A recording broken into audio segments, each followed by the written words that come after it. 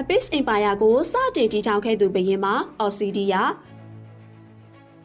Abyss ဆိုတာဘာလဲ Abyss ဆိုတာဟာလန်တော့တုံရဲ့တောင်ဘက်မှာရှိပြီးတနာကျင်နာမှုစီးမြင်းစီကံလုံးဝမရှိတဲ့နေရာတစ်ခုဖြစ်ပြီးအင်အားအကြီးဆုံးသူသာရှင်သန်နိုင်တဲ့ပတ်ဝန်းကျင်တစ်ခုဖြစ်ပါတယ်။ Abyss ဟာဒါနက်ကောရဲ့လွှမ်းမိုးမှုအောက်မှာရှိပြီးသူတို့ရဲ့အဓိကရွေချက်ကတော့လန်တော့တုံတစ်ခုလုံးကိုအမှောင်တုလွှမ်းမိုးအောင်နဲ့မိုနီယန်အင်ပါယာကြီးကိုဖြိုချဖျက်ဆီးစေဖို့ပဲဖြစ်ပါတယ်။ Abyss စတင်တည်ထောင်ချိန်ကာလမှာ Abyss ကိုမူလစတင်တည်ထောင်ခဲ့သူဟာ Obsidia ဖြစ်ပြီးတဦးတည်းသောဘုရင်မတဦးဖြစ်ခဲ့ပါတယ်။ဒါပေမဲ့သူမဟာ Darkness ကအမှောင်နှစ်ဖျားရဲ့လက်ယုံတော်အဖြစ်ရွေးချယ်ခံခဲ့ရပြီး Obsidia ဟာသူမရဲ့စိတ်ဆန္ဒပါဝင်ခြင်းမရှိဘဲနှစ်ဖျားရဲ့စစ်ပွဲတွေအတွက်စစ်တိုက်ဖို့အတွက်သာအသုံးတော်ခံခဲ့ရပါတယ်။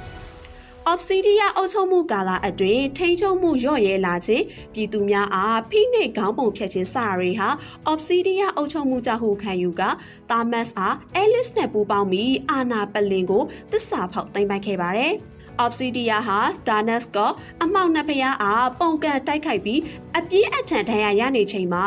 Abyss စစ်သူကြီး Thamas အား Obsidia ကိုဖြုတ်ချဖို့ရန်အတွက်ပုံကန်မှုကိုဦးဆောင်ခဲ့ပြီး Abyss စစ်တပ်ရဲ့တိုက်ခိုက်ရေးသမားတအုပ်ဖြစ်တဲ့ Heket အား Obsidia ဘုရင်မကိုလုံခြံတပ်ဖြတ်ဖို့ရန်အတွက်ခိုင်းစေခဲ့ပါတယ်။သူမဟာအမှောင်နှစ်ဖျားရဲ့လွှမ်းမိုးမှုနဲ့လုံခြံမှုတွေကြားမှာလုံးဝလွတ်မြောက်ဖို့အတွက်မိမိကိုစတေးပြီးသေဆုံးခြင်းကိုရွေးချယ်ခဲ့က Obsidian မီးတောင်မှထွက်သောမှန်ကြောက်အပိုင်းအစများအဖြစ်ပျက်စီးပြောက်ကွယ်သွားပြီး Abyss ရဲ့နက်ရှိုင်းရာမှာဇက်မြုပ်ကွယ်ပြောင်းနေခဲ့ပါတယ်။ Heket ပါဝင်လာမှုဟာ Obsidia လောက်ကျန်တပ်ဖြတ်မှုမှာအကြီးမားဆုံးသစ္စာဖောက်ခဲ့သူတဦးဆိုလည်းမမှားပါဘူး။ Obsidia ကိုအပီသက်ဖယ်ရှားပြီးနောက် Alice အားလက်ရှိဘုရင်မှာလက်ကွေးအဖြစ် Abyss ကိုဆက်လက်အုပ်ချုပ်ခဲ့ပြီး Thamas အားအင်အားအကြီးဆုံးစစ်ဦးစီးချုပ်အဖြစ်ဆက်လက်ရည်တည်အုပ်ချုပ်ခဲ့ပါတယ်။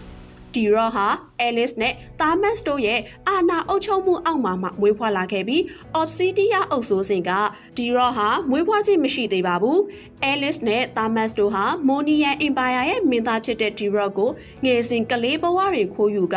Abyss ရဲ့မင်းသားအဖြစ်ပြုစုပြောထောင်ပြီး Monian ကိုပြန်လည်တိုက်ခိုက်ဖို့ရန်အတွက်အသုံးချခံအဖြစ်အသုံးပြုခဲ့ပါတယ်။ Obsidia အနေနဲ့ T-Rock ဟာသူမကိုသစ္စာဖောက်ပြီးအာဏာလုခဲ့သူ Alice ရဲ့အမွေဆက်ခံသူအဖြစ်သာသတ်မှတ်ခဲ့တာကြောင့်သူမဟာလက်ရှိ Abyss ခေါင်းဆောင်3ဦးလုံးကိုရန်သူအဖြစ်သတ်မှတ်ခဲ့ပါတယ်။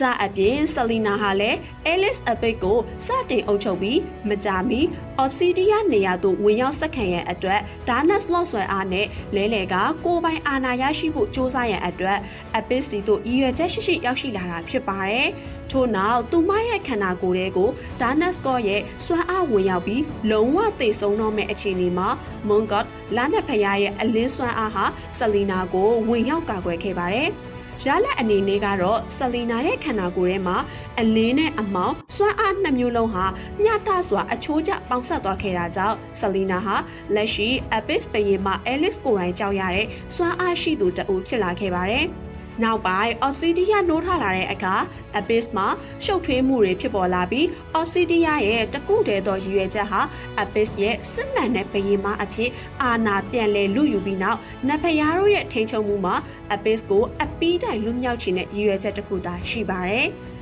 ယခုမှာတော့ Obsidia ရဲ့အကြီးကသားကောင်ဟာ Darkness ရဲ့လက်ရှိရုပ်သေးရုပ်အဖြစ်သတ်မှတ်ခံထားရတာကြောင့် Obsidia ဟာ Selena အားပထမဆုံးသားကောင်အဖြစ်ထင်မြင်ကလိုက်လံတပ်ဖြတ်နေစေဖြစ်ပါတယ်။ Abyss ဟာ Obsidia ရဲ့ပြန်လာမှုကြောင့်အာဏာလုပွဲနဲ့စစ်ပွဲများနဲ့ရှုပ်ထွေးနေစေကာလတစ်ခုဖြစ်ပါတယ်။နောက်ထပ်ဒီလိုစိတ်ဝင်စားဖို့ကောင်းတဲ့ character story တွေကိုနေ့စဉ်တင်ဆက်ပေးသွားမှာမို့လို့ channel လေးကို like and follow လေးလုပ်ခဲ့ဖို့မမေ့ပါနဲ့နော်။